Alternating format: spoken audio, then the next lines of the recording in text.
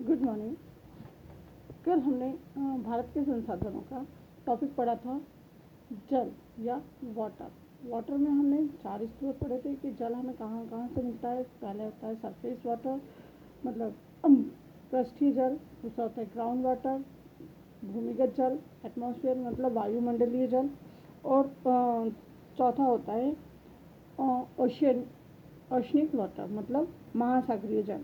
तो पहले हमने पढ़ा था सरफेस वाटर मतलब पृष्ठीय जल। पृष्ठीय जल हमें नदियों से मिल जाता है। भारत में प्रमुख सहायक रूप सहायक नदियाँ कई होती हैं जो कि जिससे हमें पृष्ठीय जल की मात्रा मिल जाती है, और ये पृष्ठीय जल धीरे धीरे जमीन के अंदर सोखता जाता है, जिसके कारण हमें भूमिगत जल भी प्राप्त होता है।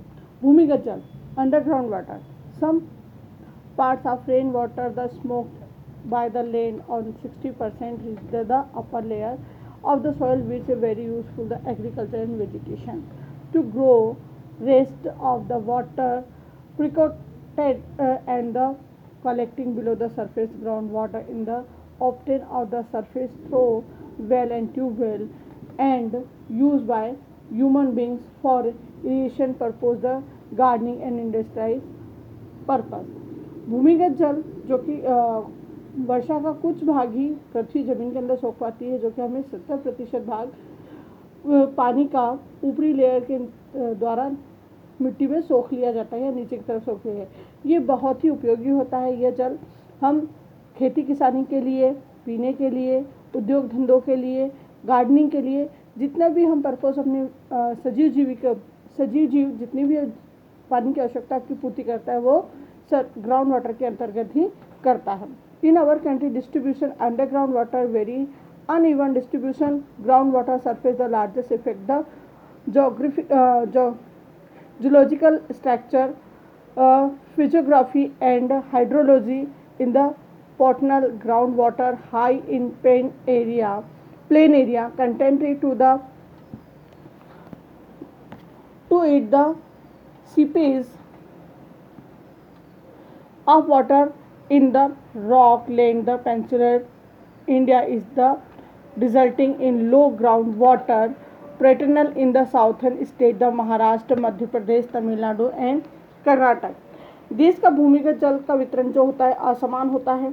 ये चट्टानों और की संरचना, धरातलीय या दशा पे या जल आपूर्ति के रूप से ही ये भूमिगत जल का वितरण होता है। मतलब जहाँ पर चट्टानें ज़्यादा होती है या दलदली ज़मीन ज़्यादा होती है या सूखी ज़मीन ज़्यादा होती है तो वहाँ पर भूमिगत जल की मात्रा असमान होती है। जैसे कि हमें महाराष्ट्र, मध्य प्रदेश और कर्नाटक जैसे राज्यों में यहाँ चट्टानों अधिक होने के कारण यहाँ पे जल जो अंदर भूमिगत जल की मात्रा जो सोखी जाती है वो बहुत कम सोखी जाती है। इसलिए दक्षिण भारत में भूमिगत जल की कमी पाई जाती है। दक्षिण एरिया में भूमिगत जल की कमी पाई जाती है। तीसरा पॉइंट आता है atmosphere water. Atmosphere water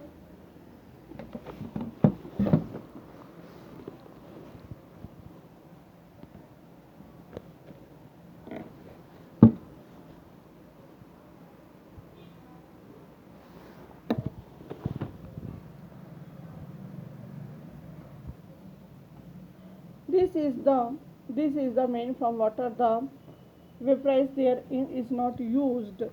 atmosphere व जो वाटर पानी होता है वातावरण में वो वाष्पीकरण या बादलों के द्वारा बनकर वातावरण में शामिल होता है, परंतु इसका उपयोग हम नहीं कर सकते या नहीं कर पाते हैं। चौथा होता है oceanic water. This type water the mainly use the transport the fishing and industries Arabian Sea by Bengal Indian Ocean are the west east southern India responsibility। महासागरीय जल होता है जो देश के पूर्व दक्षिण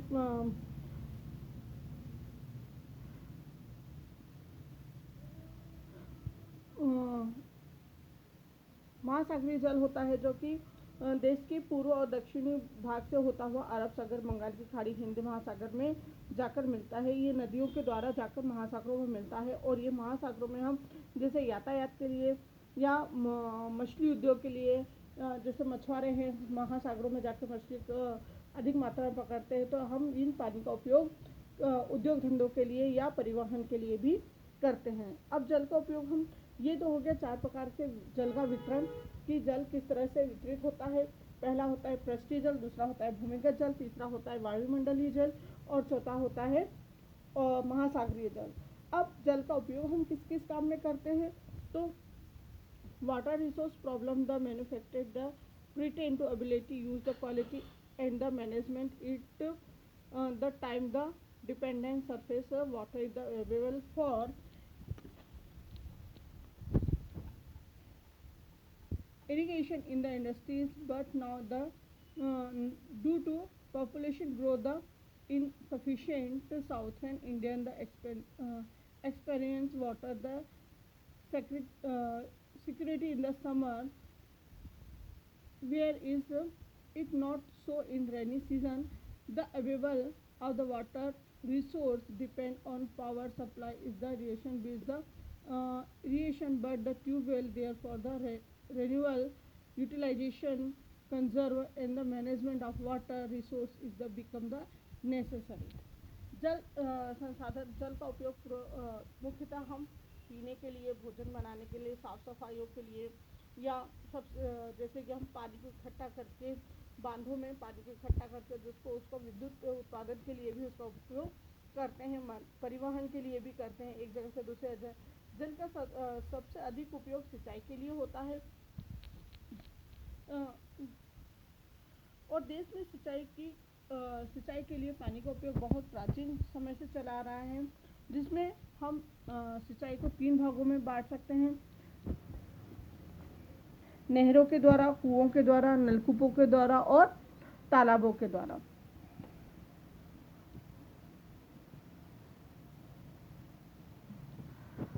View of the limited ability water in the increasing demand and the even ability become the imperative conserve water resource. Following 3 types the still in the direction to collect rainwater, the stop from the draining water,